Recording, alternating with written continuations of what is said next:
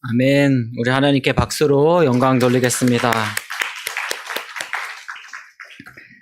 네, 오늘도 수협에 나오신 성도님들을 주님의 이름으로 사랑하고 축복드립니다.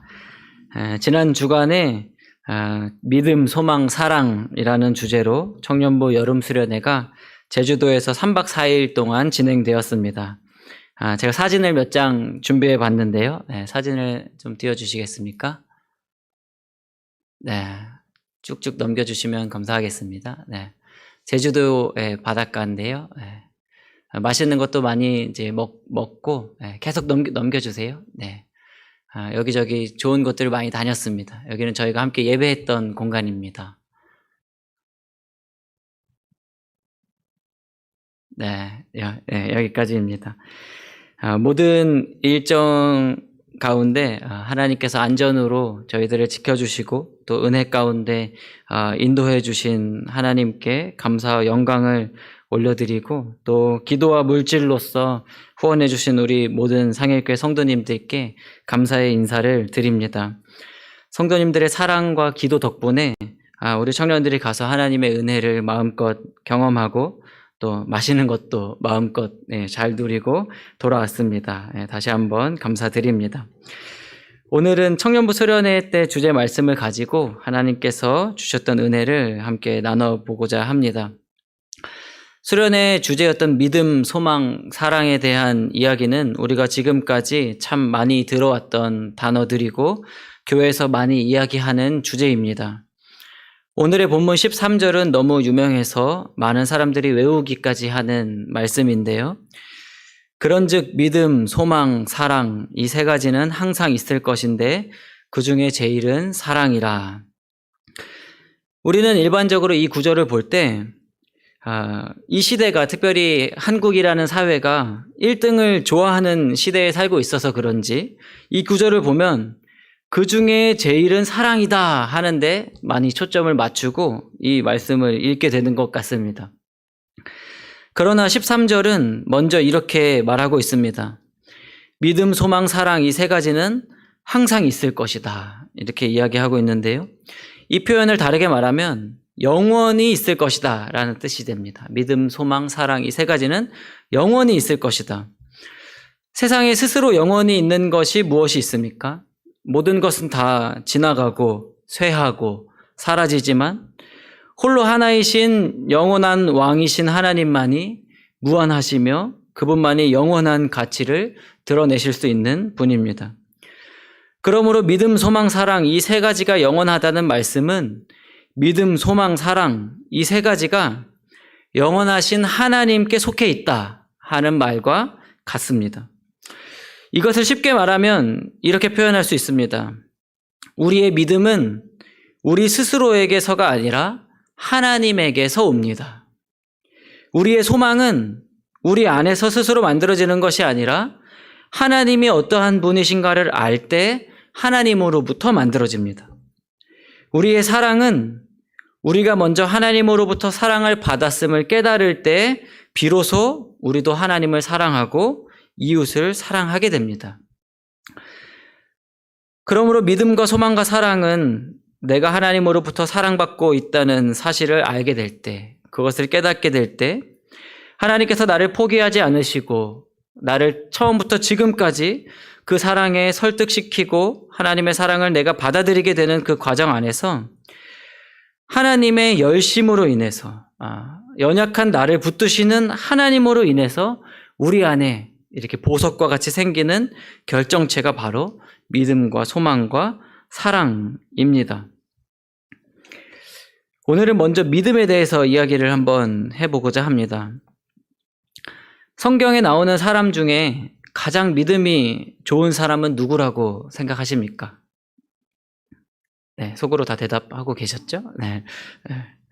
그러면 믿음이 좋다는 것은 어떠한 것을 의미할까요? 사람들이 믿음이 좋다라고 말할 때 그것은 무엇을 의미하겠습니까? 이번엔 우리한테 한번 적용해 보겠습니다. 여러분은 스스로를 생각하실 때, 스스로 나 자신을 생각할 때 여러분의 믿음은 어떻다고 생각하시나요? 믿음이 좋은 편이라고 생각하시는지 아니면 믿음이 안 좋은 편이라고 생각하시나요? 마지막 질문입니다. 여러분이 만일 스스로 믿음이 좋다고 생각했다면 그 이유는 무엇입니까?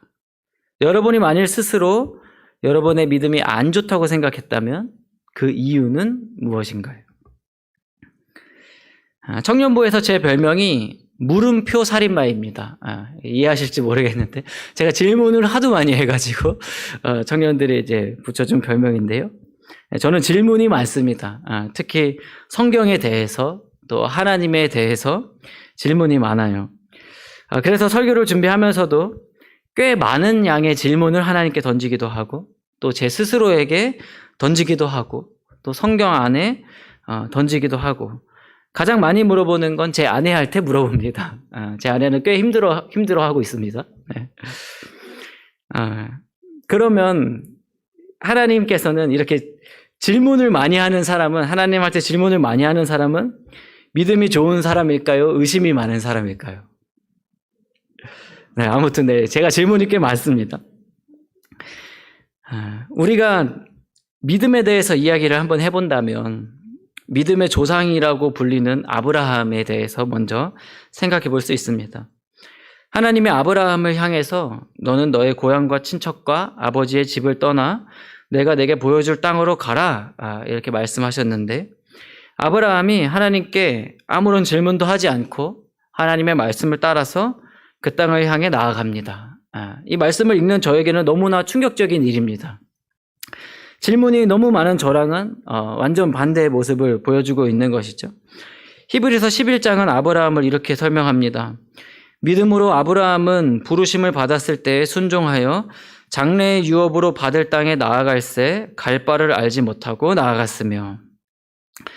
네, 이 말씀을 보면 믿음으로 아브라함은 부르심을 받았을 때 어디로 갈지를 모른 채로 그냥 출발했다 하는 것입니다. 엄청난 믿음처럼 느껴지는 거죠. 저처럼 질문이 많은 사람에게는 더더욱이나 굉장한 도전을 주는 말씀입니다. 더구나 아브라함이 하나님의 부르심을 따라가기 위해서는 한 가지 더 행동이 필요했는데 그것은 바로 지금 아브라함이 있던 자리를 떠나가는 것이었습니다. 창세기 12장 1절입니다. 여호와께서 아브라함에게 이르시되 너는 너의 고향과 친척과 아버지의 집을 떠나 내가 내게 보여줄 땅으로 가라. 아브라함 당시의 사회는 혈연과 지연 중심의 사회였습니다.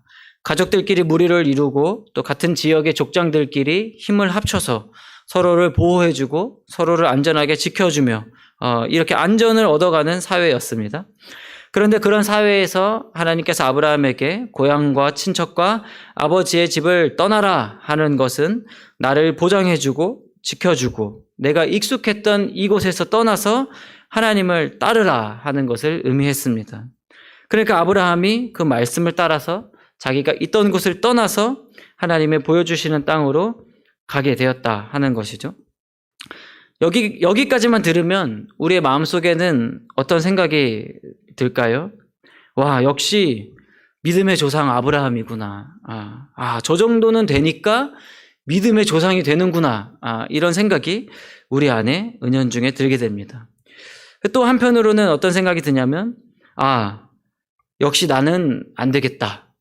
나는 믿음과는 조금 거리가 있구나. 내 믿음은 굉장히 초라하고, 불확실하고, 연약한 믿음이구나. 이런 자조적인 생각까지 들어오게 됩니다. 그런데 사랑하는 성도 여러분, 성경을 잘 살펴보면 오늘 성경이 아브라함을 통해서 말하고자 하는 것은 아브라함의 믿음이 위대하다 하는 것을 설명하고 싶은 것이 아닙니다. 그리고 그런 아브라함을 위대한 것처럼 만들어서 우리의 믿음을 상대적으로 초라하게 만들려는 것도 아닙니다. 이것은 우리가 흔히 가지고 있는 오해입니다. 물론 아브라함은 믿음의 조상으로서 우리에게 믿음의 본을 보여줍니다. 하지만 아브라함의 그 믿음을 만들어가는 것은 아브라함 스스로 만들어내는 것이 아니라 하나님께서 아브라함의 삶 가운데 믿음을 가질 수 있도록 하나님의 열심을 통해서 만들어 간다 하는 것을 우리가 성경을 통해서 알 수 있습니다. 이미 들어보시고 알고 계신 분도 계시겠지만 아브라함이 하란을 떠나서 가나안 땅에 들어오기 전에 이야기를 사도행전 7장에서 기록하고 있습니다. 사도행전 7장 2절에서 4절입니다. 스데반이 이르되 여러분 부형들이여 들으소서. 우리 조상 아브라함이 하란에 있기 전 메소보다미아에 있을 때에 영광의 하나님이 그에게 보여 이르시되 내 고향과 친척을 떠나 내가 내게 보일 땅으로 가라 하시니 아브라함이 갈대아 사람의 땅을 떠나 하란에 거하다가 그의 아버지가 죽음에 하나님이 그를 거기서 너희 지금 사는 이 땅으로 옮기셨느니라. 하나님께서 아브라함에게 처음 나타나신 것은 하란 땅이 아니었습니다. 사도행전 7장 2절에 보면 하나님께서 아브라함이 하란에 있기 전에 갈대아 우르 메소보다미아 땅에 있을 때에 먼저 아브라함을 불렀다라고 말하고 있습니다. 그래서 처음에 고향이었던 갈대아 우르 메소보다미아를 떠나서 하란이라는 곳으로 이동을 했습니다. 그리고 거기서 그의 아버지 데라가 죽을 때까지 하란에 머무르게 됩니다. 그래서 창세기 11장 마지막 부분을 보면 아버지 데라와 아브라함이 하란에 같이 거류하다가 데라가 죽는 장면으로 끝이 나고 그리고 12장 1절에 다시 하나님께서 등장하셔서 아브라함을 부르고 있다는 것을 알 수 있습니다. 그러므로 아까 우리가 짐짓 오해하였던 것처럼 믿음의 조상이라고 불리는 아브라함도 우리가 생각했던 것처럼 하나님이 가라 이렇게 말씀하시니까 예 주님 알겠습니다 이렇게 하고 출발한 상황이 아니라 그 전에 여러 가지 우여곡절들이 숨어져 있다는 것이죠. 그것을 사도행전 7장 4절에서는 하나님이 그를 거기서 이 땅으로 옮기셨느니라 이렇게 표현함으로써 이 아브라함이 이동하는 주체가 아브라함 스스로의 결정이 아니라 하나님께서 아브라함을 옮기셨다 이렇게 말하고 있습니다. 그러니까 지금 아브라함이 하나님의 말씀을 따라서 지시한 땅으로 가기는 가는데 그것이 믿음의 확신을 가지고 나아가는 땅이 아니라 상황에 따라서 하나님께서 자꾸 꿈에 나타나시고 환상 중에 나타나셔서 말씀하시니까 또 그리고 이동해서 살다가 아버지가 돌아가시니까 여차저차 해서 특별한 방책이 없고 그냥 나타나서 가라고 하니까 순간순간 살다 보니 가나안 땅에 도착했고 살아가다 보니 하나님과 동행하게 되었다는 말입니다. 여기서 아브라함과 하나님의 동행이 시작되었는데 이 동행의 주체는 누구일까요? 아브라함과 하나님이 동행하며 살았다고 성경에서 이야기할 때 성경은 그 동행의 주체가 아브라함의 선택이 아니라 하나님의 이끄심이었다고 분명하게 말하고 있습니다. 아브라함이 상황에 따라 이렇게 엉겁결에 하나님이 지시한 땅으로 이동했다고 볼 수 있는 몇 가지 증거들이 쉽지 않게 우리가 말씀 안에 찾아볼 수 있습니다. 아브라함이 가나안 땅에 왔으나 그곳에 이미 원주민들이 있었습니다. 그리고 그곳에 심한 기근이 들었습니다. 그럼 만약에 아까 우리가 생각했던 믿음의 조상 아브라함이라면 하나님이 가라 하면은 가고 묻지도 않고 그냥 보여주는 땅으로 가는 그런 믿음의 아브라함이라면 그 자신 앞에 닥쳐온 이 여러 가지 어려운 상황들 속에서 하나님이 나를 이끄실 거야. 나를 부르신 하나님이 나를 지켜주실 거야. 하나님이 나의 앞길을 인도하실 거야 라는 담대한 마음을 가지고 반응을 했어야 됩니다. 그런데 성경을 살펴보면 아브라함은 이러한 상황 가운데서 어떻게 반응했을까요? 먹을 것을 찾기 위해서 약속의 땅 가나안을 떠나갑니다. 우리가 믿음으로 약속의 땅으로 들어왔으면 그곳에서 하나님을 바라야 되는데 기근이 생기고 그 땅에 이미 원주민들이 있으니까 애굽 땅으로 먹을 것을 찾아서 내려갑니다. 엉겁결에 하나님의 말씀을 따라서 가나안 땅으로 들어왔으나 상황이 어려워지니 다시 또 상황에 따라서 자신의 삶을 선택하는 것입니다. 그리고 애굽으로 내려가면서 아브라함은 또 한 가지 하나님을 신뢰하지 못하는 행동을 하게 되는데 그것은 바로 자신의 아내 사라 때문에 자기가 바로 왕에게 해코지를 당할까 봐 두려워서 자신의 아내 사라를 자신의 누이로 속이게 됩니다. 아브라함이 이렇게 하나님을 믿지 못하고 자신의 그 삶이 하나님의 손에 있다는 걸 깨닫지 못하고 불안해하는 모습을 보이고 좌충우돌 나의 살 길을 스스로 찾다가 여러 가지 사고를 치는 아브라함을 보면서 하나님께서 다시 움직이기 시작합니다. 여기서 우리가 눈여겨봐야 하는 것은 이러한 아브라함에 대한 하나님의 반응입니다.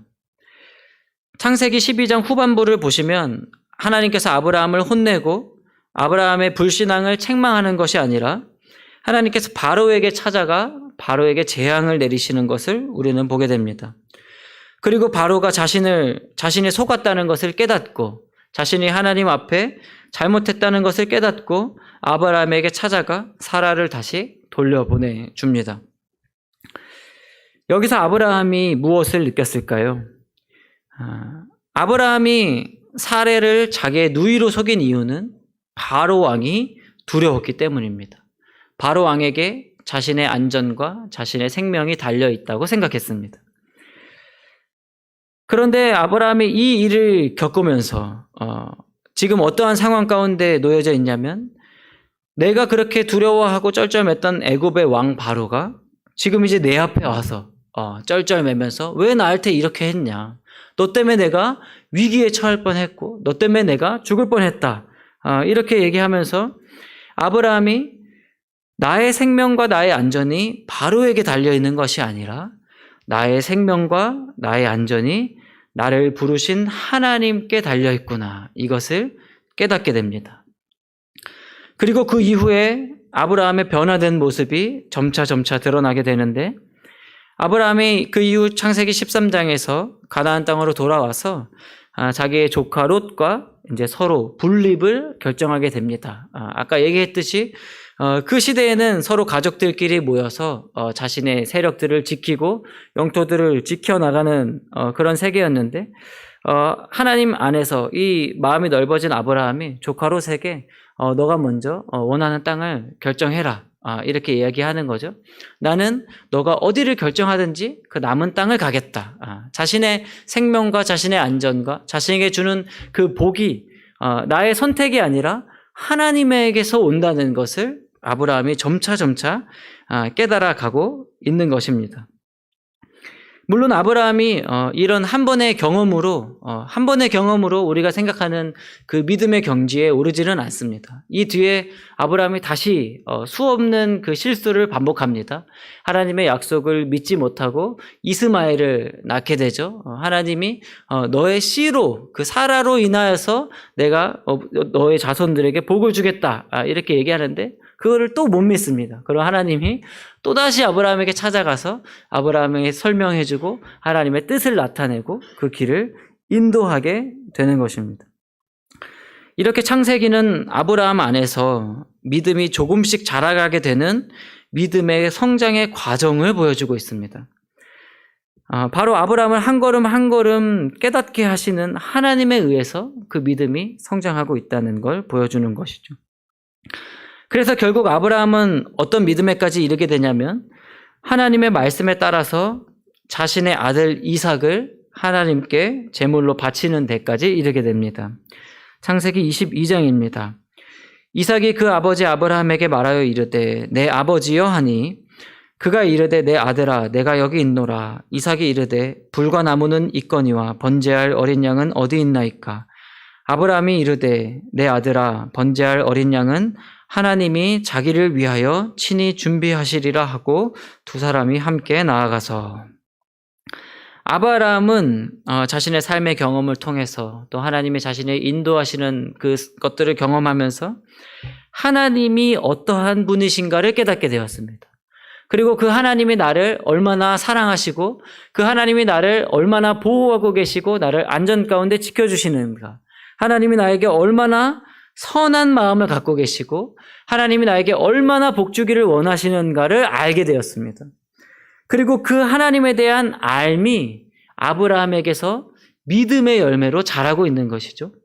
그래서 이 아브라함의 고백을 보면 번제할 어린 양은 하나님이 자기를 위하여 친히 준비하실 것이다. 이렇게 얘기하는 거죠.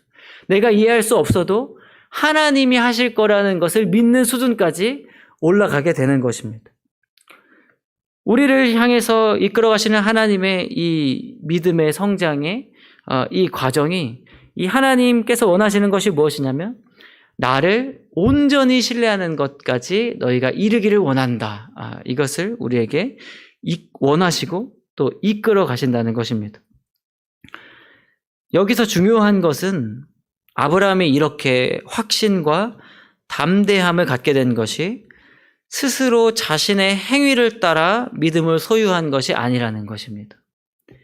아브라함은 때로는 넘어지고, 때로는 하나님을 불신하고, 때로는 자신의 선택대로, 자신의 생각대로 좌충우돌의 삶을 겪어가지만 하나님께서 말씀하시고 가르쳐 주시고, 내가 너를 사랑하고 있다, 내가 너의 삶을 인도하고 있다, 내가 너를 한순간도 포기한 적이 없고, 너가 설령 나를 거절하고 자신의 뜻대로 움직인다 하더라도 나는 너를 나의 뜻대로 인도해 가고 있다. 이러한 하나님의 열심을 통해서 이 아브라함 안에 믿음의 소유가 생겼다는 말입니다. 오늘 이야기하고 싶은 것이 바로 이것입니다. 우리는 우리의 믿음을 우리의 의로움이라고 생각하는 경향이 있습니다. 내가 믿음이 좋다 나쁘다 이런 걸 판단할 때 어떤 사람이 이 사람이 참 믿음이 좋아 보인다 라고 생각할 때 그 사람이 행동을 보고 우리가 보게 되는 것이죠. 근데 우리의 믿음이 행동으로 나타나게 됩니다. 그런데 우리가 여기서 중요하게 알아야 되는 것은 그 믿음을 갖고 있는 그 사람이 되라는 것이 아니라 그 믿음을 그 사람 안에 넣어주신 분이 바로 하나님이다라는 사실입니다. 성경에서 말하는 믿음은 우리를 부르시고 하나님과 동행하는 삶을 살도록 우리를 쉬지 않고 이끄시는 하나님에게서 옵니다. 우리가 보통 믿음으로 구원을 받는다 이런 표현을 하는데 하나님께서 우리를 구원하시기 위해서 여러분 안에 이 믿음을 만들기 위해서 지금도 쉬지 않고 우리 가운데 일하시고 말씀하시고 계십니다. 믿음은 내가 중심이 되어 내가 스스로 하나님을 따르기로 결정해 가는 것이 아니라 하나님께서 끊임없이 우리 삶의 여러 가지 모습과 여러 가지 방법으로 그것을 내가 깨닫지 못하는 그 순간 가운데서도 나를 인도하고 계시고 나를 설득해 가는 그 과정 가운데 생겨나는 결정체입니다.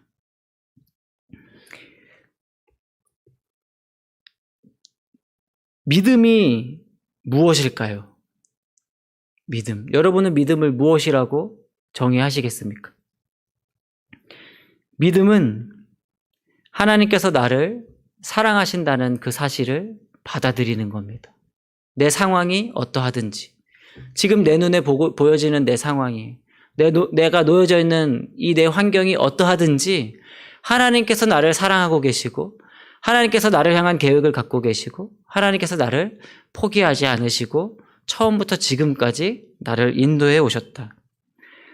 조금 더 깊이 들어가면 지금 우리가 이 자리에 앉아 있는 것, 여러분이 이 자리에서 하나님을 예배하고 있는 것 자체가 하나님께서 우리를 은혜로 선택하셨고 하나님이 우리를 지금까지 붙드셨기 때문에 이 자리에 앉아 있다는 것을 받아들이는 겁니다. 내가 이것 때문에 무엇을 하기 때문에, 내가 무언가를 반응하기 때문에 내 안에 믿음을 확신하는 것이 아니라 하나님께서 나에게 그렇게 하시겠다 약속하셨기 때문에 그것을 나에게 계속해서 말씀하고 설득하고 이 과정 가운데 우리 안에 생기게 되는 것, 하나님이 우리 안에 만들어내시는 것이 바로 믿음입니다.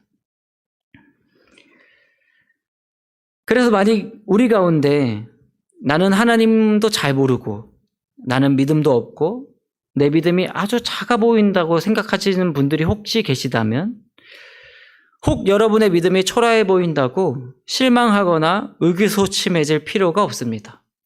왜냐하면 믿음의 조상 아브라함도 그 시작이 우리와 별반 다르지 않았기 때문입니다. 우리의 믿음이 하나님의 손에 있기 때문이죠. 그러나 반대로 혹시 내가 믿음이 좋다고 생각하는 사람은 우쭐댈 필요가 전혀 없습니다.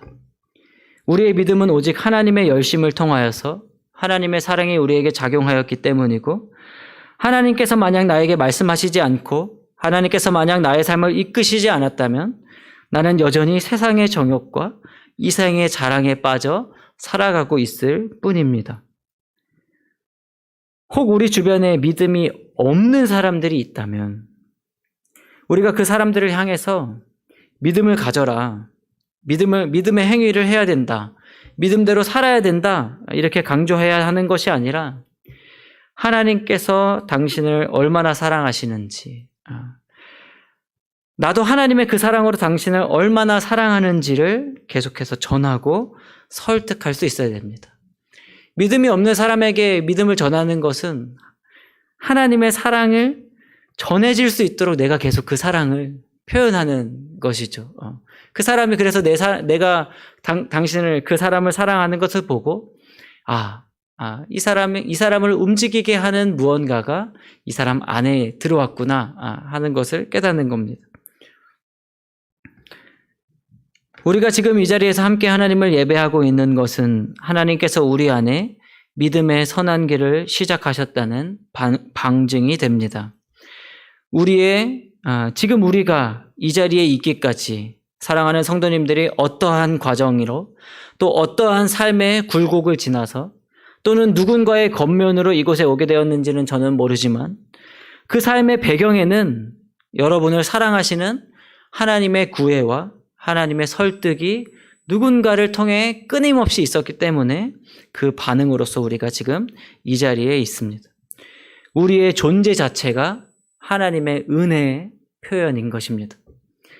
그리고 우리에게 이 선한 길을 시작하신 하나님께서는 우리를 한순간도 놓지 않으시고 지금까지 인도하여 오신 것처럼 우리의 어떠함과 상관없이 끝까지 우리를 믿음의 길로 인도해 가실 것입니다. 그리고 그 하나님의 사랑에 설득되면 설득될수록 우리에게 어떤 작용이 일어나냐면 하나님이 어떠한 분이신가를 더욱더 밝히 알게 되고 이 세상을 바라보는 시야가 하나님의 눈으로 바뀌어지는 것을 경험하게 될 것입니다. 오늘의 본문을 읽고 설교를 맺으려고 합니다. 오늘의 본문입니다.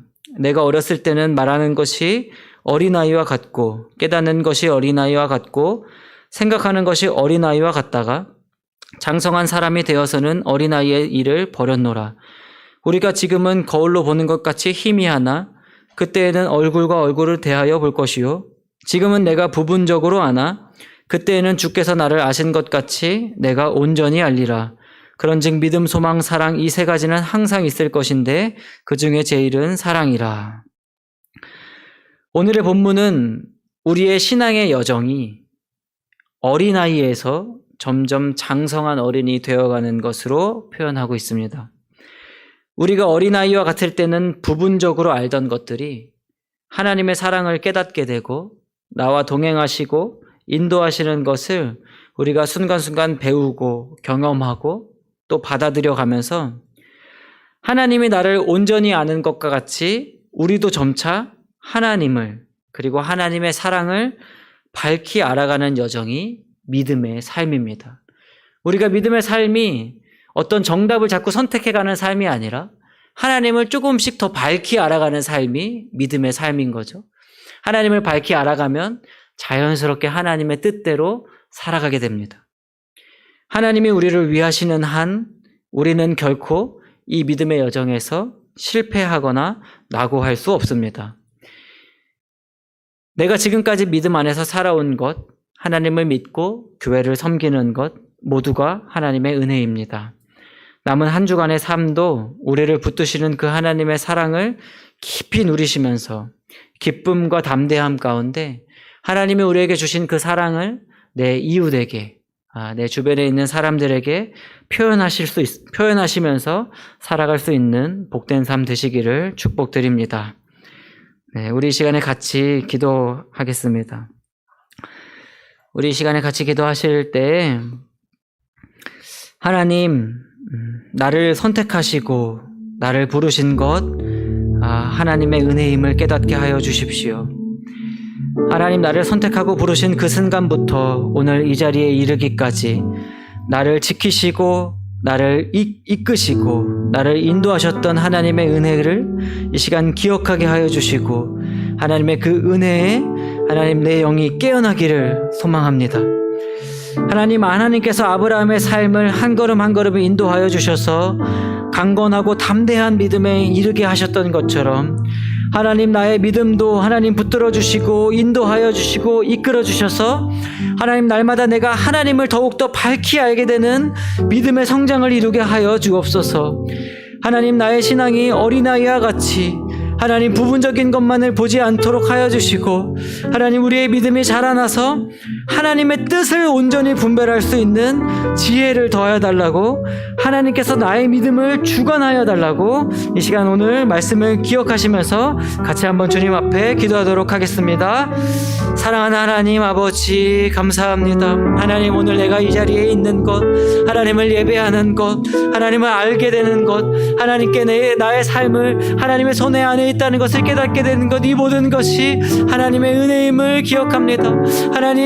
하나님께서 아브라함을 부르시고 이끌어내실 그때에 하나님 아브라함이 하나님의 온전한 은혜 가운데 하나님 때로는 흔들리고 때로는 하나님 머뭇머뭇거리고 때로는 좌충우돌 안에 있었지만 아버지 그 아브라함을 하나님께서 한 걸음 한 걸음 인도하시며 때로는 하나님 그가 실수하고 넘어질 그때에도 그를 붙잡아 일으키시고 하나님의 뜻대로 나아가게 하셨던 것처럼 하나님 우리의 삶에 하나님 믿음을 창조하시는 주님 하나님 우리가 우리의 어떠함으로 인하여 좌절하거나 낙심하지 않게 하여 주시고 하나님 나의 삶을 지금까지 인도하여 주신 하나님께서 하나님 나를 붙드시고 나를 인도하여 가시거든 것은 내가 믿음으로 확신할 수 있도록 하나님 나의 삶을 붙들어 주옵소서.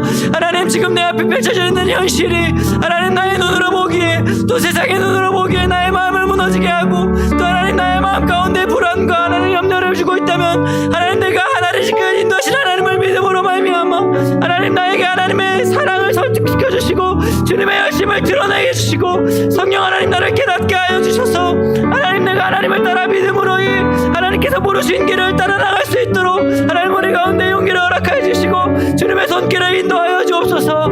하나님 우리가 그 길을 나아갈 때 하나님 간절히 어렵기는 우리가 지금 부분적으로 하는 이것들이 하나님 날마다 점차 밝게 하게 되어서 하나님의 우리를 아는 것처럼 하나님의 저를 밝게 하시는 것처럼 저도 하나님을 온전히 알게 되기를 원하고 하나님 우리가 하나님을 더욱더 깨끗이 알게 될 그때 하나님의 뜻이 우리 가운데 이 땅 가운데 이루어질 수 있도록 하나님 우리의 마음 가운데 쉬지 않고 일하여 주시고 우리가 그들을 깨닫게 인도하여 주옵소서. 사랑하는 하나님 아버지 오늘도 저희들을 예배의 자리 가운데로 인도해 주시고 하나님의 말씀과 뜻을 깨닫게 하여 주셔서 믿음의 성숙을 갈망하는 마음을 주시니 감사를 드립니다. 우리가 나의 행위로 인해 스스로 믿음을 이룬 것처럼 교만하지 않게 하여 주시고 반대로 나의 연약한 모습을 보며 실망하거나 위축하지 않도록 지금도 우리 안에 일하고 계신 하나님께만 집중하게 하여 주옵소서. 우리의 믿음이 나의 인생의 영달보다는 하나님 나라의 뜻을 이루어가는 참되고 바른 믿음이 되게 하여 주시고 우리를 위하시는 하나님의 사랑을 힘입어 담대하게 세상 가운데 나아가 빛과 소금의 역할을 감당하게 하여 주옵소서. 세상을 이처럼 사랑하사 하나님 아버지께서 독생자를 주셨사오니 저희도 하나님으로부터 받은 그 사랑으로 저희에게 맡겨진 영혼들을 더욱 사랑할 수 있는 믿음의 사람들 되게 하옵소서.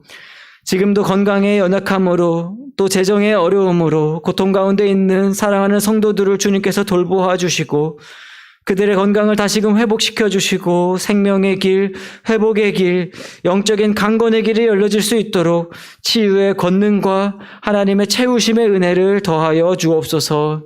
하나님 아버지의 뜻이 하늘에서 이루어진 것과 같이 이 땅에서도 이루어지기를 간절히 바라오며 예수님의 이름으로 기도하옵나이다. 아멘. 이 시간에 찬송가 304